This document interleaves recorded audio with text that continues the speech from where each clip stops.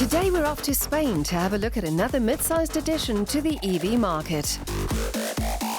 Ladies and gents, welcome to the Ref Check. Today's car is the Cupra Born, the sporty Spanish brother of VW's fully electric ID.3, and I'm excited to see what this one has to offer.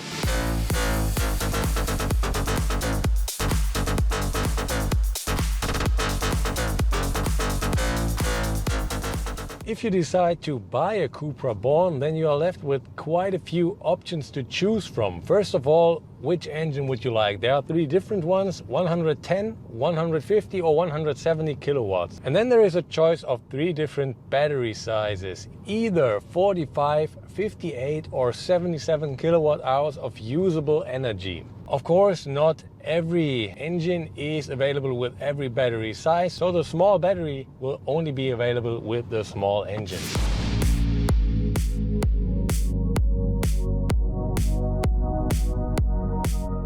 We're testing the medium version, so 150 kilowatts, 58 kilowatt hour battery, and that will give you up to 420 kilometers of range according to WLTP. Right now we have used approximately a quarter of the battery, and it says I still have 282 kilometers left. We're a little bit below that, but I have to admit I was not driving carefully, because stepping on the gas with this car is quite a bit of fun. The acceleration, even though on paper it is like some 7 seconds, it feels quite nimble. Yeah, that's a lot of fun. I mean, I always miss the engine noise, but that's a different story. From acceleration point of view, that's pretty neat. Even though on paper, like I said, 7.3 seconds, not exactly fast, but it's okay. The ID.3 is just the same, and all of these are capped at 160 kilometers an hour.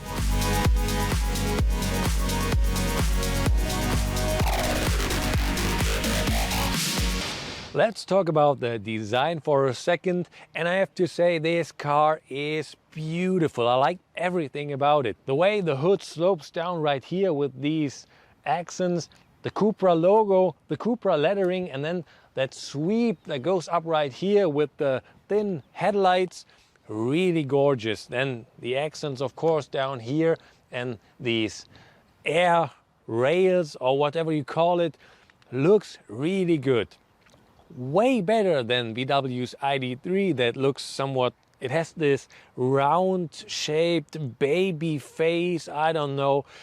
That, by the way, is a problem of the complete ID family. They all look way too round, way too soft somehow. And this, it definitely deserves the name the sportier brother.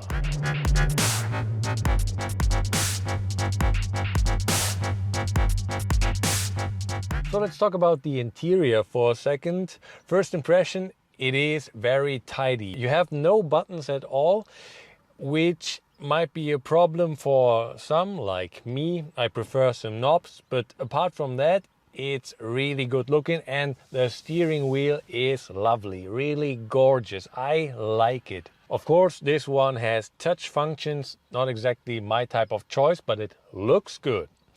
Then you have the central display right here. It is not that big, but big enough you can see everything. The interesting part right here, the lever to put the car in D or B or reverse. If you sit right here where I sit now, and you sit in a car like that for the first time, you won't see it. The steering wheel is hiding it, so you will be looking for the lever, which you usually know is right here. But there's nothing. There's a phone right here, and that's it. You can close it, open it. There is a cup holder, 2 cup holders, space for some phone, but nowhere to get the car going. And that right here is huge. I mean, you could, without a problem, I mean, I have a little water here. I mean, it doesn't even remotely fill that. There is so much space, you could definitely put at least a 1 liter bottle in here. And there is also a place to charge your phone wirelessly, so you put it right here and then it will charge. You can close that so you can put your arm on it and you will still be able to see your phone, which is pretty nice. I like the design, the layout of the interior, everything very nice. And you have these sport seats that are made from recycled material, so it's good for the environment, it feels good, and yeah, I mean, the rest of the interior also looks very nice. And then you have the back that looks just as good as the front. Oftentimes you will have cars that look either good from the front or from the back or from the side. And the Cupra Born looks very good from every side. Inside, outside, every side. Very nice. Even though the Cupra Born is 6 centimeters longer than VW's ID.3, they have the same trunk capacity, 385 to 1,267 liters, which is pretty good for a compact car. When it comes to charging, the Cupra Born can be charged with up to 125 kilowatts, which means 100 kilometers of range in just 7 minutes. But there are two things you have to be aware of. First of all, fast charging in general is not really good for the health of your battery. It will of course work, but if you charge your battery slowly instead, so at your wall box at home overnight, that is better than using fast charging. Point number 2 is not all Cupra Born versions work with up to 125 kilowatts of fast charging. The smallest battery with 48 kilowatt hours will not be able to do that, so you will need longer to charge. And you should keep that in mind if you plan to do a longer trip with that small version.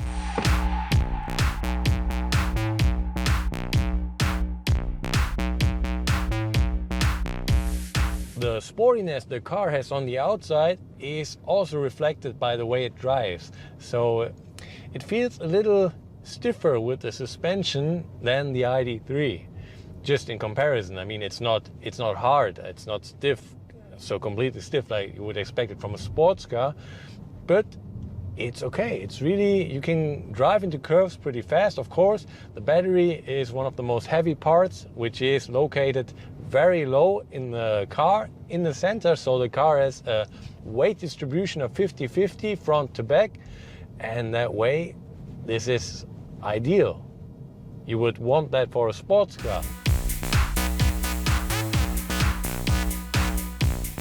Just as you know it from any other electric car, and of course from the ID.3, the Cupra Born features the D and B drive mode. So D regular, which will let you sail if you take your foot off the gas, or the B mode with high recuperation. And I have to say, it is rather high. So if you take your foot off, the car will decelerate quite a lot. Not until full standstill, but until a creeping speed of like 5 to 7 kilometers an hour. There is one thing I don't like about the Cupra Born, and that is that you have these touch pads right here on the steering wheel. And with that, you will also operate the automatic speed function. So you can set it and then you can change the speed via a swipe on the plus and minus symbol right here. That works quite okay if you put the speed up, but from time to time if you put the speed down, it won't recognize at least my finger. So no matter if you want to change the volume or the track that's playing or the view of the display, or I want to change the temperature down here, everything is touch operated, and I don't really like it. At least for the temperature I would have wished for regular knobs.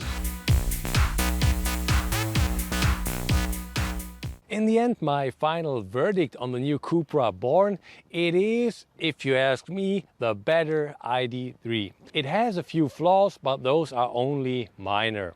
When it comes to price, you will have to pay a little more. The entry-level Born is around 800 euros more than the entry-level ID.3. But if you ask me, worth every penny.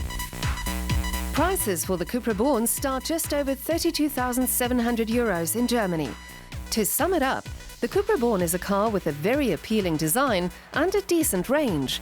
The only drawback is the lack of physical buttons in the interior.